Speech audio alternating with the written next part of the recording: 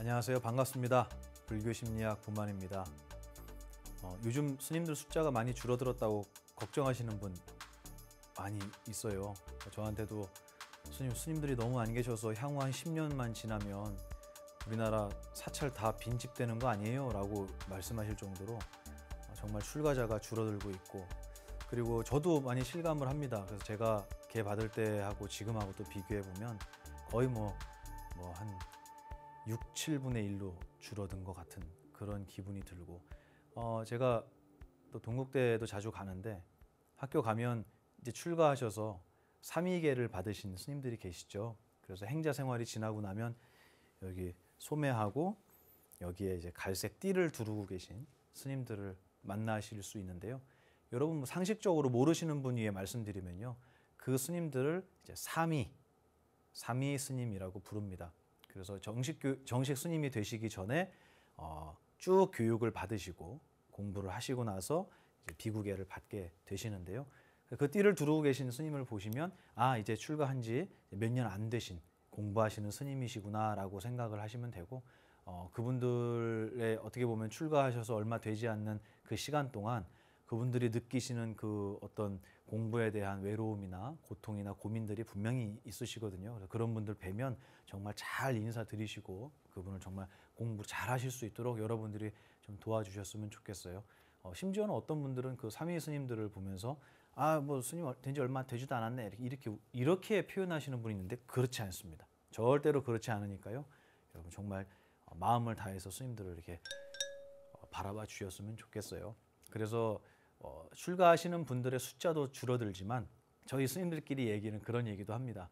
우리 스님들의 자질도 생각을 해봐야 된다라는 말씀을 하시는 분이 많이 계신데요.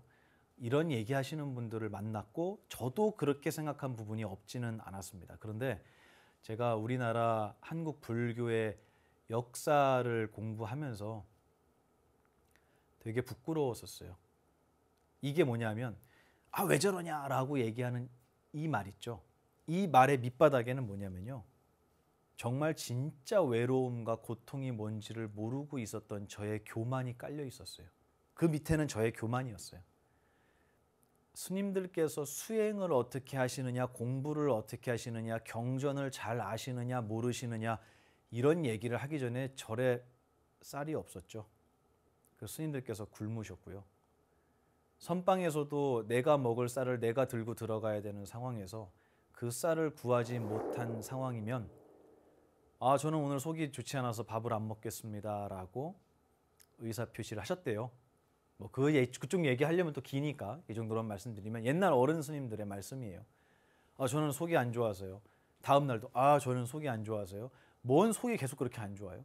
그게 아니라 쌀이 없었던 거예요. 그리고 더 거슬러 올라가면 일제시대 때는 우리나라 사찰의 모든 재산이 다 조선 총독부의 것이었죠. 그래서 수많은 문화재를 가지고 가는, 또 결혼하지 않으면, 또 계명하지 않으면 출가 생활뿐만 아니라 사찰도 전부 다 빼앗아 버리겠다라는 당연한 이 공공연한 위협 속에서 스님들이 할 수 있는 게 무엇이 있었을까? 그 속에서 경전을 공부하고 그 속에서 수행을 하고, 저는 그거는 만에 하나, 저는 그렇게 생각하진 않지만 만에 하나 그걸 못하신 스님네가 당시에 계셨다고 하더라도 저는 그 스님의 허물이 아니라고 생각하고 싶어요. 우리는 정말 아픈 역사를 가지고 있고요. 그리고 스님들이 나의 수행만을 생각할 수 없을 정도의 정말 절대절명의 구군을 여러 차례 겪으면서 한국 불교가 여기까지 왔다라는 것을, 제가 그분들의 모든 마음을 헤아릴 수는 없지만 이 자리에서 제 깜냥으로 감히 헤아리기에도 그분들의 고통과 외로움과 또 이걸 잃어버리지 않기 위해 하셨던 노력들에 대해서 제가 평가한다라는 거, 저는 그거는 옳지 않다라고 생각했어요. 어린 마음에 제가 20대 때, 10대, 20대 때 절에 살면서 왜 스님들이 스님들 왜 저 모양이냐고, 스님이 어떻게 이것도 몰라? 이런 정말 버르장머리 없고 교만한 생각을 제가 가졌었습니다. 그리고 시간이 지나면서 그분들이 살아오셨던 이야기를 하나하나 들으면서 고개를 들지 못할 만큼 제 스스로의 교만함과 부족함을 시간이 지날수록 더 많이 느끼고 있는 것 같아요. 누군가를 평가하는 거, 그거는 부처님께서 경에서도 아주 노골적으로 표현하셨어요. 누군가를 평가하려면 그 사람이 당신은 어떠신데요? 라는 질문에 대한 부끄러움이 없어야 된다라고 경에 나와요. 오늘 뭐 그 얘기 할 건 아니지만 평가하기보다는 저분에게는 무엇을 배울 수 있을까를 생각하는 우리 수행자가 되면 어떨까라고 제 스스로에게도 다시 한번 다짐해 봅니다. 오늘 질문이 바로 그런 이야기예요. 많은 불자님들 또는 종교가 다른 분들은 우리 스님네들을 바라보면서 훨씬 더 냉정하고 가혹하고 엄한 잣대를 가지고 있는 것 같아요. 그래서 스님들의 어떤 언행을 보면서 스님의 공부와 수행의 깊이를 평가하고 판단해서 이 스님은 올바른 스님, 저 스님은 그렇지 않은 스님이라고 분별하는 모습을 흔히 볼 수 있죠. 거기에 대한 질문이 오늘 준비되어 있습니다. 같이 한번 읽어볼까요?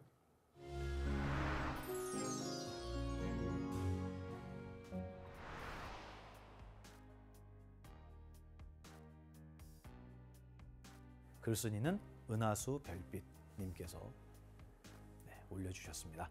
안녕하세요, 보만스님. 예전부터 궁금한 부분이 있어 질문 드립니다. 불교 신자인 사람들이 이야기할 때도 있고 불교 신자가 아닌 사람들도 불교 문화에 대해서 딴지를 거는 사람들을 종종 볼 때가 있었어요. 예를 들면 스님은 고기를 드시면 절대 안 된다. 스님들은 무조건 회색 옷을 입어야 한다. 이런 식으로 꼰대 마냥 이야기하는 사람들을 보면 답답해서 불쾌할 때가 있더라고요. 그 사람들이 그렇게 생각할 수 있는 자유는 있겠지만 제 마음이 왜 불편한지 생각을 해봤을 때 부처님께서 전하고자 하셨던 가르침은 그렇게 사소한 견해를 가지고 불교를 대하라고 한 게 절대 아닐 것 같거든요. 부처님께서 전하고자 하는 가르침에는 고기 먹지 말라, 스님은 회색 옷만 입어야 한다, 이런 게 없다고 들었는데 그런 걸로 딴지 거는 사람들은 앞으로도 계속 마주칠 수 있을 것 같아서요. 저는 젊은 청년으로서 불교 문화도 많이 바뀌었으면 하는 마음이 있습니다. 민감한 주제가 될 수 있지만 그래도 이런 부분에 대해서 질문 드려보고 싶었어요. 그런 걸로 지적할 시간에 도움의 손길이 필요한 곳에 보시를 하고 불경을 읽고 자기 자신을 돌아보는 시간을 갖는 게 더 의미 있는 게 아닐까 싶어서요. 오늘 강의를 통해서 부처님의 가르침의 가장 중요한 부분들이 과연 무엇인지 알려주셨으면 좋겠습니다. 부처님의 귀한 가르침을 배워서 지혜가 깊어진다면 과연 저렇게 사소한 것들에 매이면서 수행을 하게 될까? 이런 생각이 드는 하루라서 질문을 남기게 되었습니다. 명강의 늘 감사드립니다. 고맙습니다. 제가 아까 서두에 말씀드린 것처럼 그렇게 이 불교를 또 스님네를 판단하시는 분들에 대한 속상함이 있으신 것 같아요. 질문이 훨씬 더 길었는데요.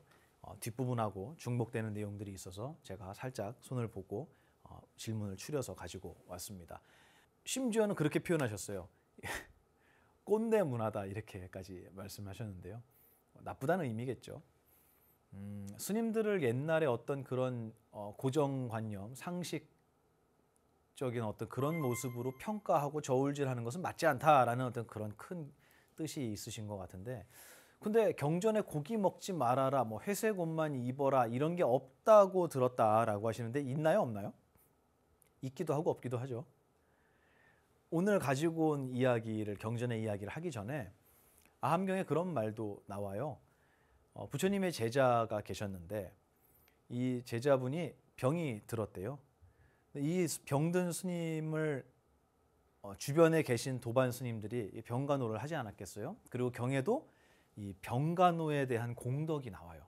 복덕이 얼마나 위대한지를 설명해 주세요. 스님들은 부모님이나 가족이 없잖아요. 떠나서 혼자 수행을 하시기 때문에 스님들이 병이 드시면은요, 뭐 서럽고 이런 걸 떠나서 그거를 올바로 치료하고 회복하시는 시간 동안 굉장히 많은 고생을 하세요. 주변에 아무도 없기 때문에. 그래서 스님들이 병들고 힘드시면 당연히 도반 스님들이 가서 그 스님을 병간호해야 한다, 이런 말씀을 부처님께서 여러 번 하시는데요. 그래서 이 스님이 이제 아프고 병이 드니까 주변에 있는 도반 스님들이 가서 이제 돌봐드린 거예요. 근데 의사를 불러다가 진료를 해보니까, 진단을 해보니까 의사가 뭐라고 얘기를 했냐면요. 이 스님이요, 이 스님은 이거 드시면 낫습니다 라고 얘기를 했대요. 이거 드시면 낫습니다. 이게 성분이 뭐죠? 단백질이죠. 그렇죠. 네. 뭐 이런 말씀이었던 것 같아요. 이게 단백질이든 지방이든 탄수화물이든 그게 문제가 아니라 이 스님께서는 지금 어떤 상황이냐면 영양학적으로 매우 심한 불균형이십니다 라는 진단을 한 것 같아요. 그래서 고기와 우유를 드시면 병이 나실 겁니다 라고 얘기를 했다는 거죠. 그러면 여러분 이 얘기 들으면 어때요? 신이 나잖아요. 그래서 그날부터 부모님한테 뭐만 사달라 그래요? 고기만 사달라는 거예요. 아이고 잘됐다.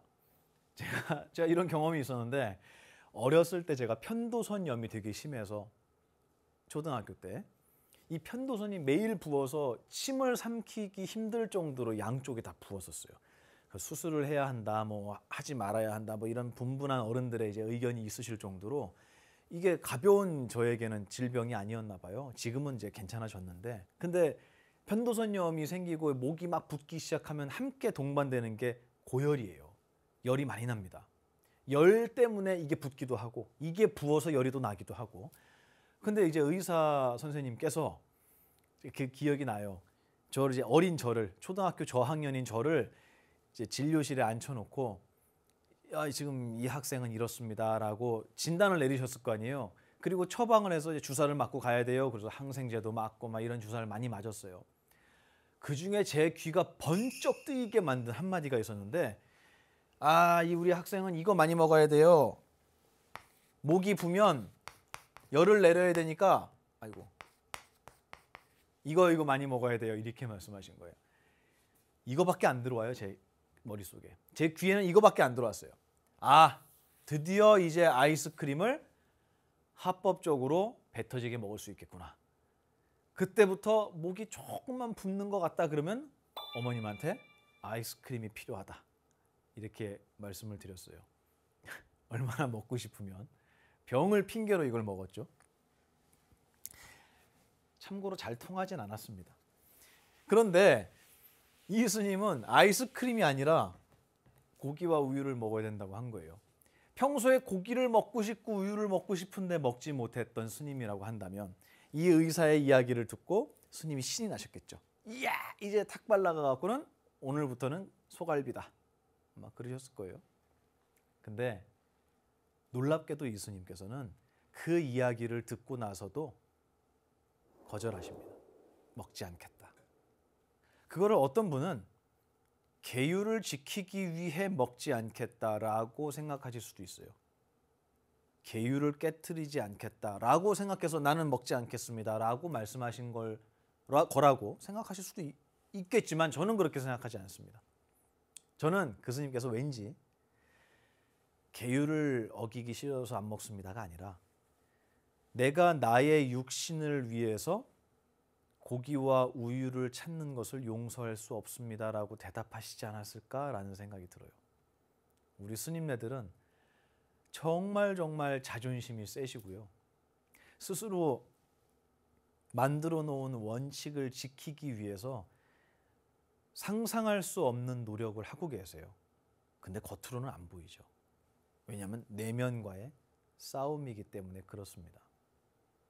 저는 이 고기와 우유를 먹어야 한다는 진단을 듣고 그 스님께서 절대 반가워하지 않으셨을 것 같아요. 내가 만약에 내 병에, 내 육신의 병으로 인해서 고기와 우유를 먹어야 한다는 저 의사의 말에 동의하고 수많은 스님네들이 있는 사이에서 내가 탁 발라가서 저는 고기가 필요합니다, 우유가 필요합니다라고 이야기하면서 그걸 받아서 먹는다면 다른 스님들은 어떻게 하겠습니까?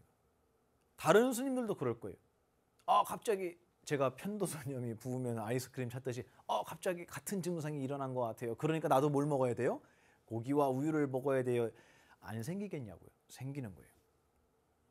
저는 그분이 훨씬 더 그 부분을 걱정하시지 않았을까라는 그냥 제 생각입니다. 이건 뭐 확인된 건 아닙니다. 그래서 거절을 하세요. 안 먹겠다.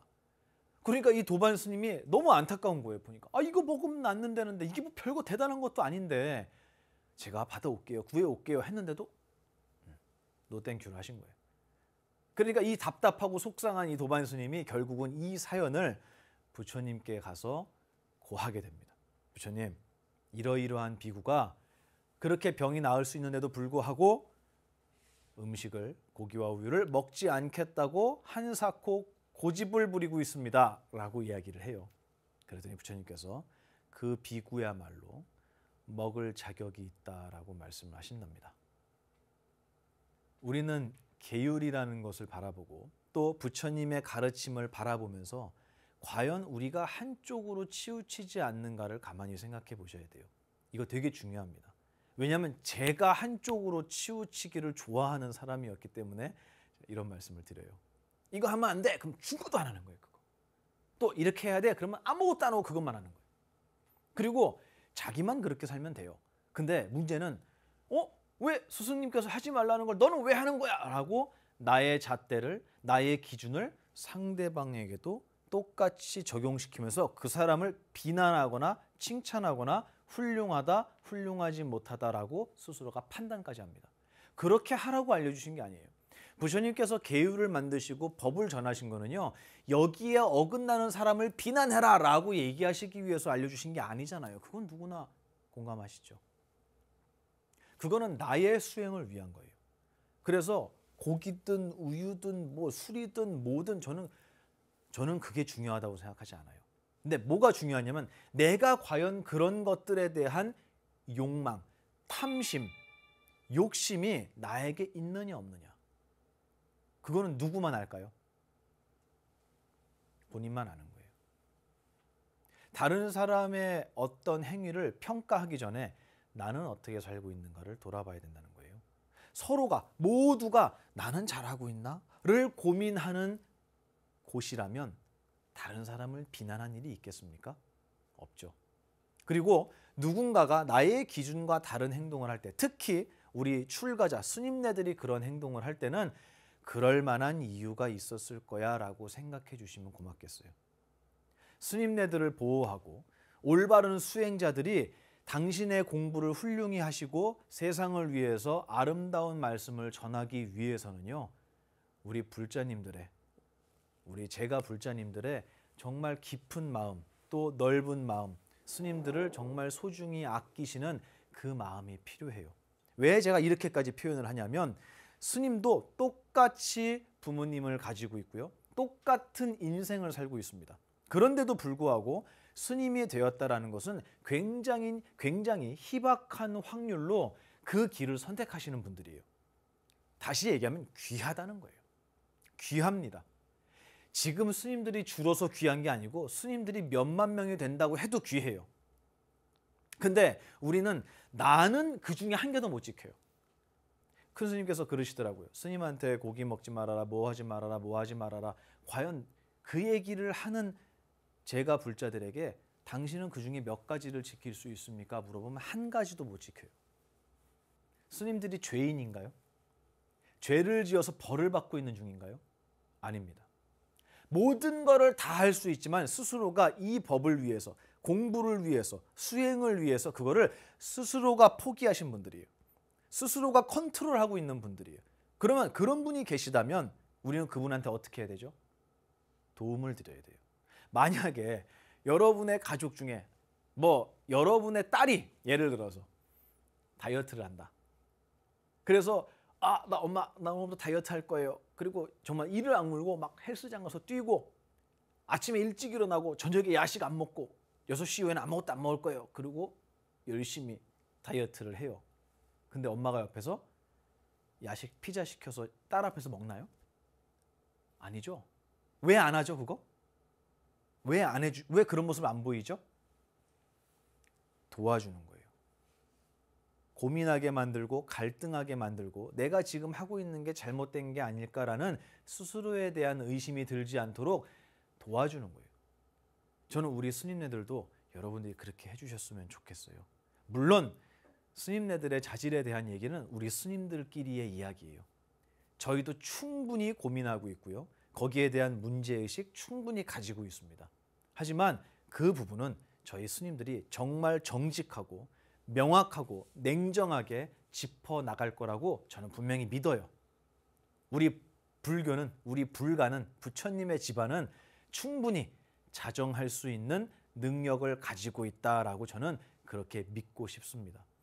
하지만 스님들의 모습을 보면서 공부하지 않은 불자들이, 아니 공부하지 않은 타 종교인들이요, 아니면 공부하고 있는 불자분들이 스님들을 그렇게 평가하는 것은 스님들을 비난하기 때문에 안 좋다라는 게 아니고요. 그 이야기를 하고 있는 본인의 기억에 행복하고 아름다운 기억이 들어가고 있지 않다라는 것이 가장 중요한 포인트예요. 내가 스님들 비난하면서, 우리 갈빗집에서 나온 보만 스님 비난하면서 내 기억에 아름다운 게 들어가나요? 아니죠. 우리 이 공부를 왜 하죠? 아름다운 기억을 넣기 위해서예요. 선업을 쌓기 위한 거고요. 모든 생각과 번뇌로부터 자유롭고 싶은 거예요. 근데 보만 스님 나 갈빗집 앞에서 봤어. 이게 행복하고 아름다운 기억이냐는 거예요. 이게 번뇌로부터의 해탈에 무슨 도움이 되죠? 그렇지 않은 거예요.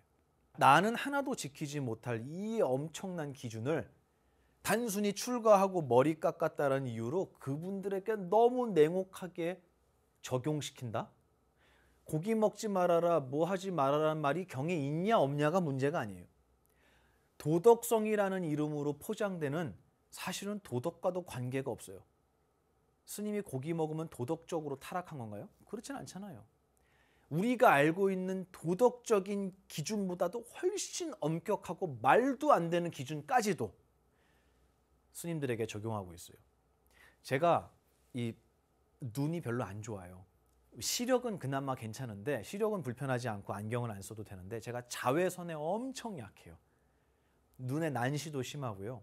그래서 특히 이 봄철이 되면 길을 건너려고 횡단보도에 서잖아요. 그럼 정말로 눈을 아예 못 떠요. 눈을 감고 있어야 돼요. 횡단보도가 하얀색으로 칠해져 있잖아요. 거기 반사되는 빛이 눈이 너무 시려서 눈을 못 뜰 정도로 힘들어요. 그러면 당연히 뭘 써야 될까요? 선글라스를 껴야 되잖아요. 제가 선글라스 끼고 여기 오면 뭐라고 하실래요? 우리 여러분들은, 불교 심리학 공부하시는 분들은 스님께서 눈이 되게 햇빛에 약하신가 보다 이렇게 생각하실 거예요. 그죠? 맞죠? 저는 믿습니다. 쓰고 올게요, 다음에. 근데 그렇지 않은 분도 많은 거예요. 뭐야? 야, 스님이 선글라스 꼈어.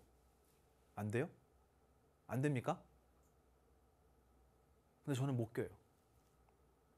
정말이에요. 저는 한 번도 낀 적이 없어요. 눈이 아무리 피곤하고 눈물이 나도 안 껴요. 왜요? 어떤 분은 그래요. 아니 뭐 그렇게 남들 눈치를 보세요? 그냥 끼세요. 아니 뭐 그렇게 남들 눈치를 보세요? 그냥 드세요. 저는 못하겠어요.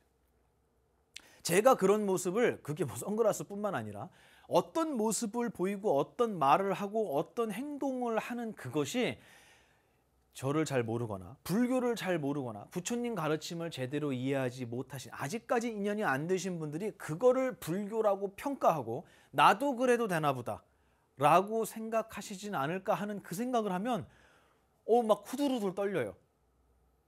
그래서 이렇게까지 내가 눈치를 봐야 되나 하는 생각도 저는 하지만 그래도 제 언행에 대해서는 제 스스로가 더욱더 냉정한 기준을 가지고 있어요. 하지만 저는 그거를 다른 스님에게 대고 싶진 않아요. 그러고 싶진 않아요. 눈이 아무리 시려도 선글라스를 못 끼는 저처럼 스님들에게 수행에 있어서의 고충은 분명히 있으실 거라고 생각해요. 그래서 절대로 스님들을 나의 기준으로 판단하지 않으셨으면 좋겠다. 수행을 올바로 하실 수 있도록 주위에서 잘 보호해드리고, 그리고 스님네들이 사라지면 우리 불자들도 사라져요. 누구한테 부처님 말씀 들으실 거예요? 아무리 부처님 법당 가서 부처님 바라보면서, 불상 바라보면서 부처님 오늘 제가 마음이 좀 힘든데 한 말씀 해주시죠 하십니까? 안 해요. 그러면 금강경 펼쳐놓고 야 오늘 내가 마음이 힘든데 금강경아 나한테 좀 좋은 설법을 좀 해줘. 해줍니까? 안 해줘요. 읽으면 압니까? 몰라요. 그러면 우리 부처님의 가르침을 누구의 입을 통해서 들어야 되느냐? 스님들의 입을 통해서 들어야 돼요. 근데 우리가 그 이야기를 들어야 할 스님네들의 도덕성과 자질을 평가하면서 그분에게 뭘 배우겠다는 거예요? 평가하지 않는 것. 일단 그분에게 무언가를 배울 수 있다라는 기대를 갖고요. 그리고 스님네들에게 뭘 배울 수 있는지를 찾는 눈, 그걸 먼저 뜨셨으면 좋겠다라는 그냥 저의 간곡한 부탁입니다. 스님들의 허물은 저희 스님들께서 누구보다 잘 아시고요. 스님들께서 잘 해결해 나가실 거라고 저는 믿고 저 역시도 그렇게 하도록 노력하겠습니다. 오늘 질문에 대한 얘기 드릴게요. 왜 그걸 스님들은 이러면 안 된다, 스님은 이래야 된다라는 것을 질문하신 분께서는 불교 문화라는 말로 표현을 하셨어요. 그게 우리나라에 쭉 흘러내려오던 불교의 문화다 이렇게 말씀을 해주셨는데요. 그게 불교 문화인지 뭔지는 저는 자세히는 모르겠지만 다른 말로 바꾸면은 우리가 알고 있는 불교의 저는 이렇게 표현하고 싶어요. 선입견, 그죠? 선입견이다. 그리고 우리가 알고 있는 불교의 상식적인 모습이다. 뭐 이런 얘기로 표현할 수 있어요. 그런데 여러분 그 몽골 가보신 분 계신가요? 저는 몽골 못 가봤거든요 아직. 근데 몽골은 야채가 있나요? 굉장히 귀하대요. 야채가. 이 채소를 키워서 먹을 수 있는 환경이 아니잖아요. 다 뭘로 먹고 살죠? 유목이잖아요. 유목. 그죠? 그래서 뭐 양이라든가 이런 걸 키워서 먹는데 그러면 제가 몽골에 갔어요. 그리고 몽골에 우리 이 도각사 포교당을 지었습니다. 그리고 거기서 BBS 불교 심리학 촬영을 또 몽골 사람들을 위해서 해야겠다 이렇게 생각해서 제가 갔어요. 그리고 거기서 한 달 동안 살아요. 그럼 저 뭐 먹어야 돼요? 고기밖에 없는데요? 그러면 제가 그거 먹는 거 보고 보만 스님 또 몽골 양고기 먹고 싶어서 거기 갔다 이렇게 얘기하실 거예요? 아니죠. 경에 그렇게 나와요. 무슨 종족인지를 묻지 말고 신분이 뭔지를 묻지 말고 무슨 일을 하느냐고 물어라. 저는 여러분이 그 스님이 무슨 고기를 드시는지 무슨 차를 타시는지 무슨 옷을 입으신 이게 중요한 게 아니고요. 그 스님은 무슨 일을 하십니까? 어떤 설법을 하시고 어떤 가르침을 저희에게 주고 계십니까를 여쭈었으면 좋겠어요. 그리고 만에 하나 그런 게 전혀 없는 스님이 있을 수 있어요. 그냥 뭐 공부 안 하고 놀고 먹는 스님이 있다고 칩시다. 그런 분은 없겠지만 칩시다. 그러면 비난할 시간에 스승님을 찾으셨으면 좋겠어요. 이분을 폄훼하고 욕하기 전에 난 그러려고 스님을 만난 게 아니잖아요. 스님을 만나는 이유가 이분의 부족하고 어리석음을 지적하고 그분을 비난하기 위해서 만나는 게 아니잖아요. 그러면 그걸 발견하셨다면 그렇지 않은 올바른 가르침을 주시는 스승을 찾으시는데 여러분의 열정을 좀 사용하셨으면 좋겠다. 이런 말씀을 드립니다. 오늘 제가 가지고 온 불경은요. 아주 유명한 불경이에요. 여러분 좋아하시는 금강경입니다. 금강경에 금강경은 32개의 분으로 나눠져 있잖아요. 그중에 26번째 등장하는 분이에요. 26번, 26분 법신 비상분이라는 분에 등장하는 이야기입니다. 아주 유명한 이 경구라서요. 여러분들이 들어보신 분이 많이 계실 것 같아요. 제가 한번 써볼게요. 제가 여기다 한문 쓰면요. 여러분도 한번 따라서 같이 써보시면 좋을 것 같아요.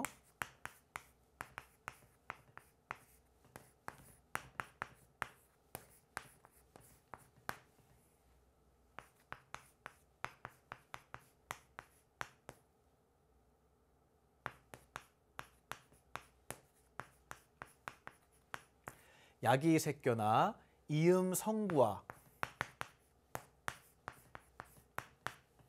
시인행사도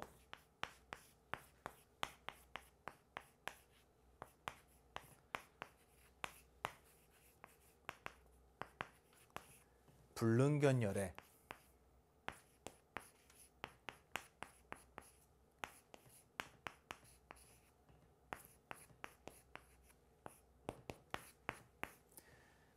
자, 이렇게 적어봤습니다. 한문이 엉망진창이라도 이해해 주세요. 야기색견 한번 읽어볼까요?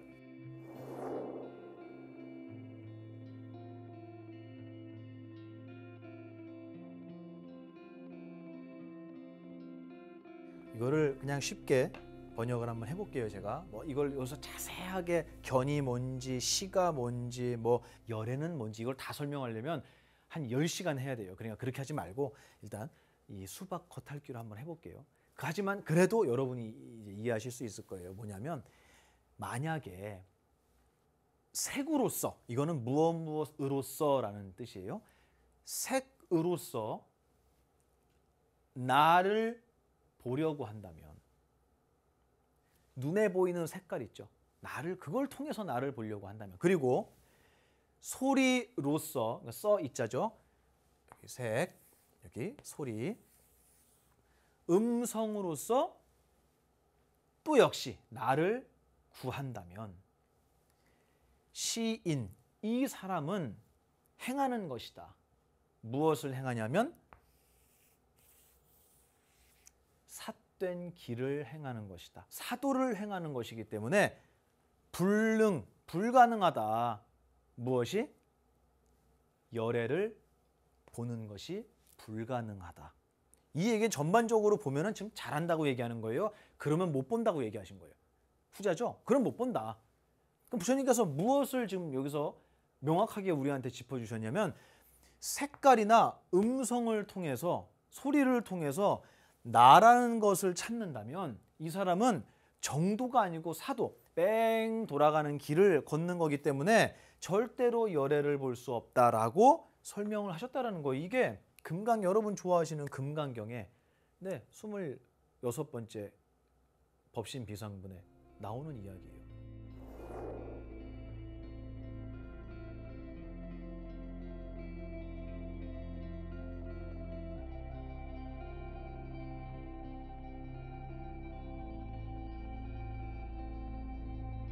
근데 스님들의 모습을 바라보면서 저 스님 왜 저래? 이 스님 왜 저래? 라고 얘기하는 건 뭘 보고 얘기하는 거예요 지금? 그 스님의 색깔과 그 스님의 말씀을 듣고 그렇게 판단하는 거예요. 색깔과 음성을 통해서는 절대로 우리의 본래 자리를 찾을 수 없다. 그러면 무엇을 보라는 얘기겠어요? 보이지 않는 것을 봐야 되는 거예요. 근데 우리는 그게 아니라 색깔과 음성을 통해서 누군가를 판단하는 것에 되게 익숙해져 있습니다. 그래서 비싼 옷, 명품 옷, 좋은 차를 타면 그 사람이 달라 보이는 거예요. 이거야말로 색깔과 소리에 대해서 우리가 속고 있는 것이 아니냐. 금강경에, 여러분 그렇게 좋아하는 금강경. 그 금강경이 어려운 경이에요? 쉬운 경이에요? 매우 어려운 경입니다. 금강경은 분량이 굉장히 짧은 경전이고요. 우리 불경 사이에서 보면은 대승경전 치고는 굉장히 짧은 경전이고요. 경의 분량이 짧다, 작다라는 건 무슨 얘기냐면 비유, 자세한 설명 이런 것들이 많지 않다는 얘기예요. 그래서 우리 화엄경 같은 거 보세요. 얼마나 방대합니까? 거기는 수많은 비유가 나오고 일화가 나오고 설명이 나오고 부처님의 자상한 얘기들이 들어가 있는데 금강경은 길지 않아요. 더 짧은 경전이 있어요. 우리 좋아하는 거 뭐죠? 반야심경. 반야심경은 되게 만만하게 보세요. 짧다고. 270자밖에 안 된다고. 저기 스님 저희 초청법회 한번 모시겠습니다. 그래요. 어떤 내용으로 해드릴까요? 그냥 반야심경 강의나 한번 해주시죠. 반야심경 강의나 한번 해달래요. 불교의 모든 불교 용어가 다 들어가 있는 게 반야심경이에요. 마찬가지입니다. 금강경도요.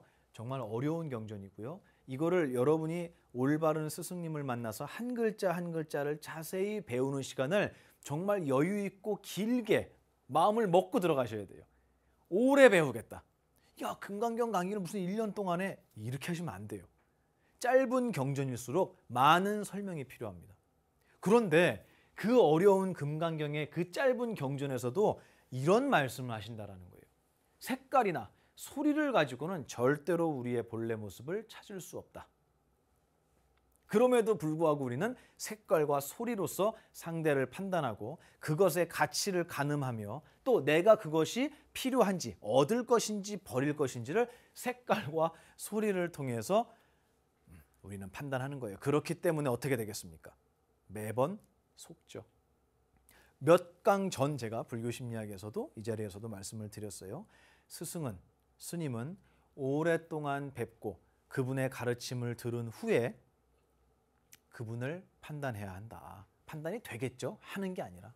마치 무엇과 같으냐면 질그릇이나 놋그릇 또는 구리로 만든 그릇에 도금을 한 거와 같아서 겉으로 보면은 금으로 만든 그릇처럼 보인다는 거예요. 근데 시간이 지나면 도금한 그릇은 어떻게 되죠? 벗겨지죠. 맞아요. 많이 쓰면 벗겨져요.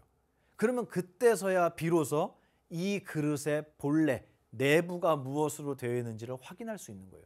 그런데 도금한 그릇을 보고 이야 금으로 만든 그릇이야 하고 판단을 해버리면 그때부터 속기 시작하는 거예요. 그러니 도금이 벗겨질 때까지 시간이 필요하다. 이거는 스승을 생각하는 것뿐만 아니라 나의 도반 또 내 주변에 나와 함께 있는 누군가를 평가하거나 판단하는 데서도 절대로 잊어서는 안 되는 말씀 같습니다. 오늘 금강경에 나와 있는 경구 가지고 여러분하고 이야기해봤는데요. 이 정도는 우리 외우면 좋을 것 같아요. 정말 귀한 말씀이고 여러분이 어떤 분 그러더라고요. 제가 이런 설명을 드렸더니 아 그렇구나 하고 되게 깊이 감명을 받았대요.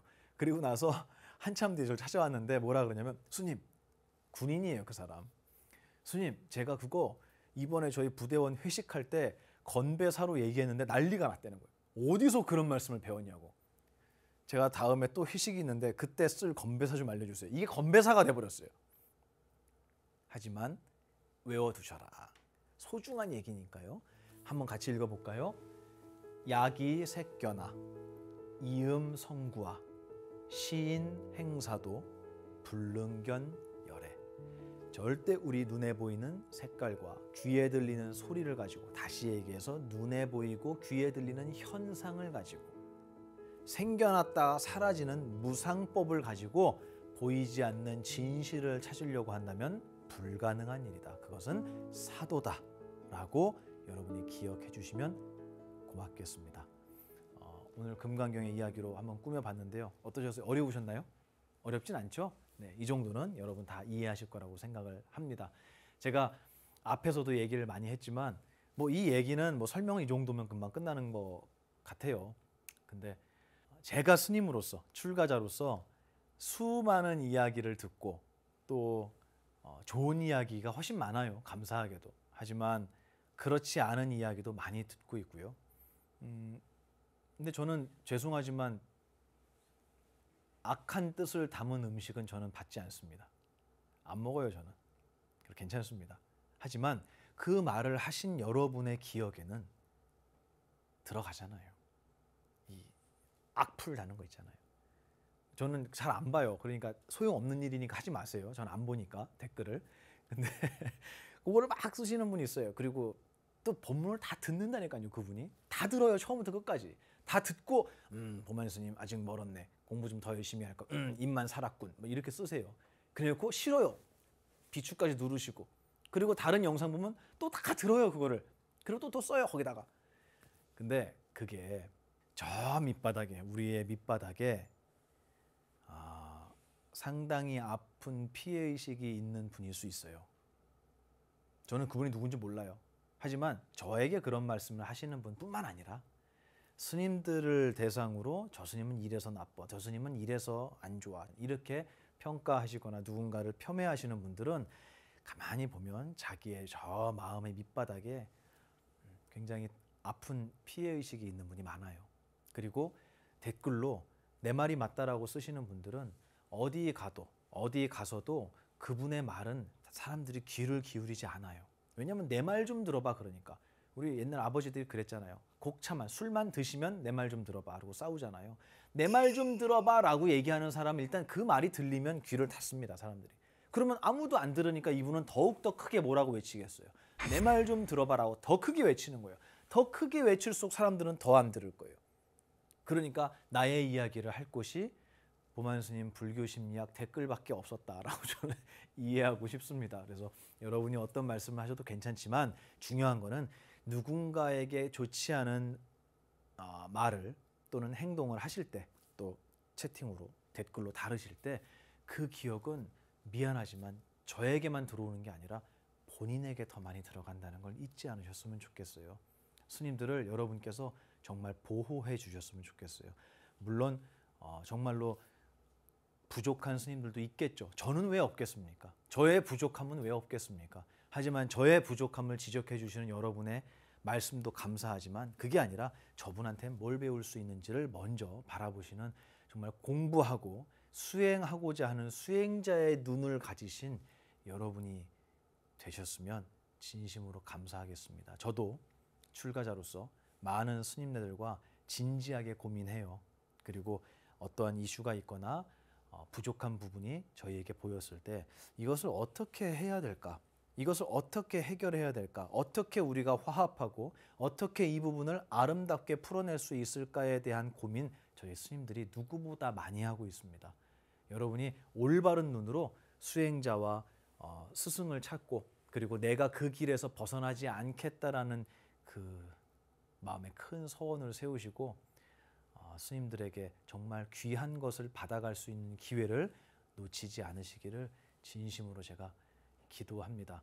어떤 분들은 제가 여기서 옷을 어떤 걸 입느냐, 또 신발을 뭘 신느냐, 또 제가 가사는 지금 안 입고 있잖아요. 왜 가사를 입고 있지 않느냐, 뭐 여러 가지 분별을 하실 수도 있는데요. 그거보다 이거 같이 읽었잖아요. 네, 금강경의 이 구절부터 우리 같이 외우는 그런 여러분이 됐으면 좋겠습니다. 앞으로 저도 스스로는 걸림이 없더라도 제가 하는 언행 때문에 모르는 분들이 오해를 할 수 있어요. 그렇죠? 그거는 제 허물이에요. 적어도 여러분들이 오해하시지 않도록. 야, 저 스님은 또 우리 스님네들은 이 불교라는 것은 정말 아름다운 것만 있구나라는 생각이 들 수 있도록 저도 더욱더 노력하고 돌아보도록 하겠습니다. 오늘 귀한 질문해 주신 질문자께 감사드리고요. 또 왜 스님들한테 욕해라고 또 같이 화내지 마시고 항상 제가 말씀드린 것처럼 보이는 것들, 들리는 것들로 판단하지 않는 이 위대한 지혜를 주변에 있는 많은 분들에게 전해주시면 감사하겠습니다. 오늘도 긴 시간 함께 해주셔서 고맙습니다. 다음 주 불교 심리학에서 다시 찾아뵙겠습니다.